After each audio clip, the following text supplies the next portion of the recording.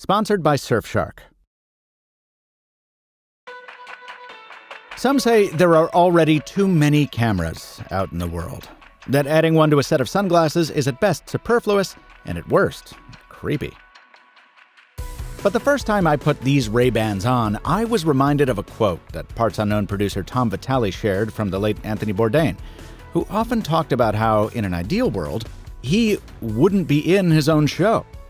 It would instead be his point of view, like a camera moving through space, without having to see him at all.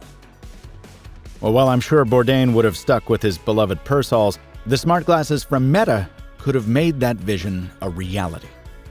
They're a hybrid of wearable camera and open-ear headphones, blended into a body a little bigger and pricier than your regular Ray-Bans, powered by an augmented reality chipset from Qualcomm.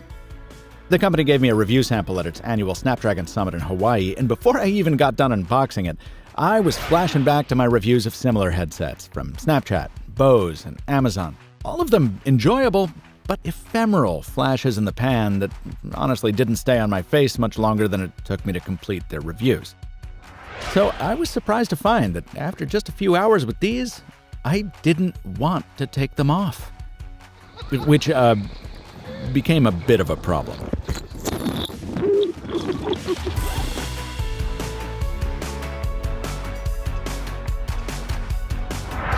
If you're already wondering about all the vertical video I'm using in this episode, well, remember who made these things. The glasses' 12-megapixel camera is mounted in portrait orientation to make for the best stories and reels. That's a shame for someone like me who'd like to use them for landscape YouTube videos, but it does make sense on a product designed for Instagram. And when you do post, that platform lets everyone know which shots came from your shades. As for the shooting itself, it's simple. Right over the Ray-Ban logo on the right temple, there's a single button. Press it once to take a photo, or press and hold it to shoot a video up to a minute long. The camera is nestled into the left side end piece of the frames, and at any time the camera is active, the capture LED on the right side end piece will light up. There's also a clever little sensor built in that detects if you've covered the LED in order to be a creep. The capture LED is blocked. Unblock the front of the glasses to use the camera. Yeah, don't be a creep. There's no screen in the glasses. You have a choice between transitions, prescription, or polarized lenses, but there is another small LED inside the frame, which flashes different colors to indicate camera, power, and pairing status. The glasses also communicate with sound cues. Put them on and they'll give you a welcome tone, followed by a chime to confirm they've paired with your phone, and a battery level report. Battery 57%. Taking a photo produces a two-phase click, and videos get a start and stop tone. Those sounds come from the same pair of directional speakers over the ears that give the glasses their headphone capability. Press and hold the gesture area on the right temple and you'll trigger Spotify Tap, the company's AI-powered DJ, aka my new best friend. All right, we're on the move now. I got the music you had on the most back in 2018, leading off with the Palms. I don't know what it is. I really love this feature. And while I wish it was powered by actual humans, I'm glad to read it's at least based on the voice of one. One night at the summit, I accidentally triggered the DJ when heading back to my room and ended up with some great going-to-bed music. How do they sound?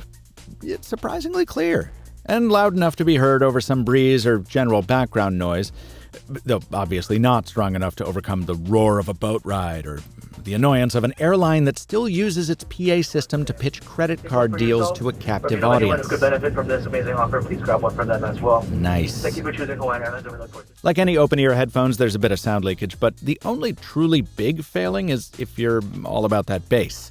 Play something like Rise by Nightmares on Wax, and the low end just trips all over itself. But most music sounds great. For voice input, 5 microphones are scattered about the casing. When I tested them with a couple half-hour phone calls, friends nearby said they couldn't make out anything the other party was saying. And she said I sounded just like I was talking on a regular phone, whether I was sitting at a bubbling fountain, pacing under some bird-filled trees, or meandering the grounds of the Summit Hotel. The biggest problem I had was actually conveying to people who kept coming up to me to talk to me that I was on the phone, because, it looked like I was just taking a walk around. Part of me wishes the capture LED could change colors to indicate different features were being used. But then again, I don't know how other people would understand that green equals a phone call or whatever. I don't know. It's just an idea. To do first-person address with a product like this, you have to talk in the mirror. I'm wearing pajama pants. I'm not ashamed to say it. I said at the top that these were an excellent tool for conveying a first-person perspective of an experience. So let me show you some of the photos and videos I got out of these shades back in Hawaii. I mentioned that my review unit came from Qualcomm, whose silicon powers the optical, acoustic, and wireless components of this device. And I gotta say, from a PR perspective, it was a savvy move to seed so many samples at a summit situated in one of the most scenic settings in the States. This year, Qualcomm demonstrated its new technology in context with that environment, rather than in a dark ballroom divorced from it. So I was able to capture sample footage while also sampling locally sourced coffee, learning about culturally significant music, and helping repopulate the local butterfly ecosystem. Oh, I also got some indoor shots too, just to see if the glasses could also come in handy for the occasional hands-on post. And there's also live streaming capability built in, for up to 30 minutes of 720p Instagramming. I didn't test the live streaming, but sure enough, they got the job done on the photos and video. Though the lower the light went, the worse the Ray-Bans did at holding on to detail while holding off the noise. Your phone will still do much better after dark, and it'll sport more dynamic range and zoom options at all times. Still, I was surprised by how many times I found myself forgetting, while scrolling through my captures in the companion app, that I'd shot them on a pair of glasses. From walking through Hawaii's outdoor airports, to pulling back the curtain on poolside podcasts, shout out to Tank Girl, to trying to remember the details of last night's buzzed bloviating, the Ray-Bans were almost always good enough for social posts. And the sense of really being there was fantastic. Here's some unedited, unvoiceovered footage so you can see and hear for yourself. Never done a dolly shot with my head before. Okay, 3, 2, 1, release. Bye, friend. Awesome. So you think they're going to deliver on the software and we're going to have a relatively well-integrated vertical solution from multiple OEMs because of that? Yeah, well, all the OEMs are on. I'm like, this is a temporary daily driver. True. Because it's not the time of the season for me. It's no secret that we use our iPhones as our main phone. Like, that's not a... What? You heard it here first. You're on the record. Oh my God. Oh my God. I heard about your glasses. You hear about my replacements? Yeah. Oh, look at these nice things. They're nice. Aren't they nice? Yeah. I like a bolder version. What's that? What's the trouble? It seems like there's a huge spread, and I'm like debating on what I should be. No, eating. Burgers and pizza. But I know you're just gonna be here all night. I'm like, I just got pizza. Do I want a burger? 100%. Yeah, you want them both. That's why we're here. One thing I've been playing with is, because the camera's here, I've always been adjusting my arms a little bit. Oh, yeah. Don't. It Somehow it uses like, it steers. yeah, it's so to know. go central regardless of who being here. Hey, speaking of not that, you guys have a way better room than I do. Good for you. Well done.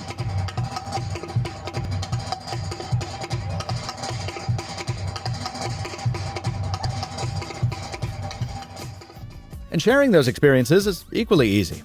The Meta View app lets you transfer footage from the glasses quickly using Wi-Fi, after which you're free to share them to any platform you like.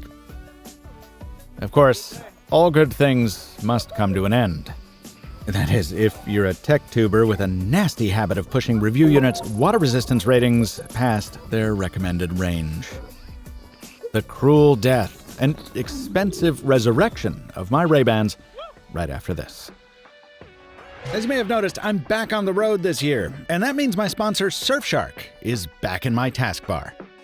It's not that I don't trust airport or hotel Wi-Fi, but when I'm rushing around in travel mode, I worry that I might mistake a fraudulent public network for an authentic one. That's called an evil twin attack, by the way. Well, by using a VPN like Surfshark, I can make sure that all the data I'm sending while I'm on the go is encrypted, which keeps me safer.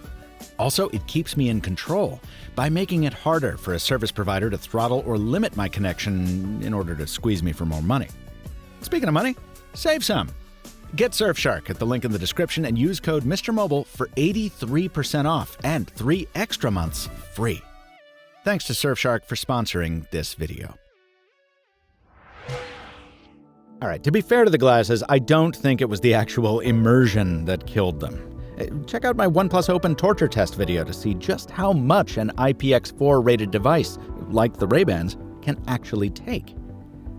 Instead, it was my amateurish sin of putting them in their charging case when they weren't yet fully dry.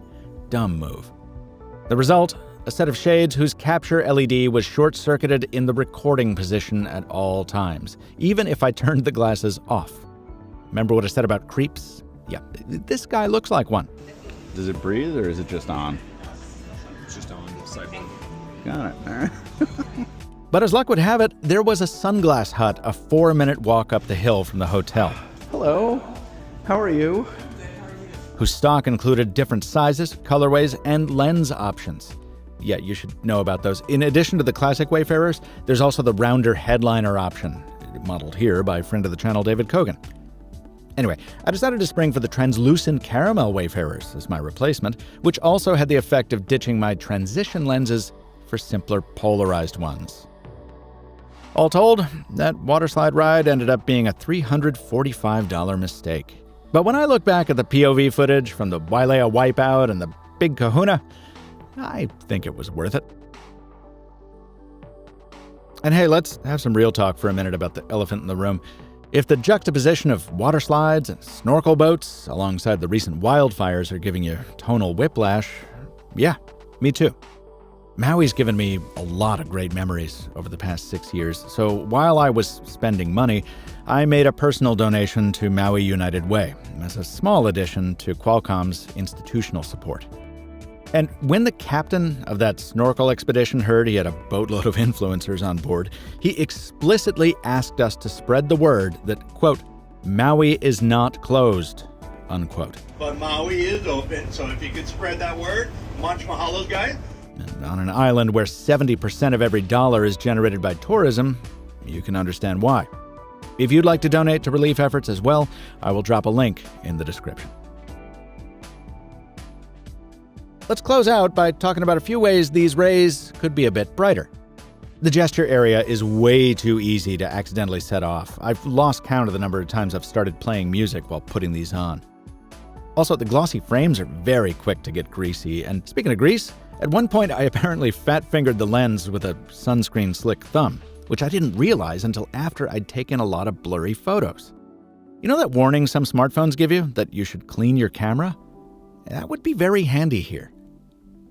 Also, while the transition lenses are great, I'd love to see them replaced with electrochromic glass so you could adjust their opacity at will. The latest X-Real AR glasses have that feature, and I think they'd be a no-brainer on these. You may have noticed I haven't used the buzzword of the year much in this video, and that's because the AI features, well, just aren't that great. Meta's onboard voice assistant is cumbersome and slow. So unless you're asking for the weather or making a phone call, it's just not all that useful. And the montage function that's supposed to automatically make a clip show out of your favorite footage using AI, it's not appreciably better than the stuff HTC was cranking out with Zoe nearly a decade ago. Here, check it out.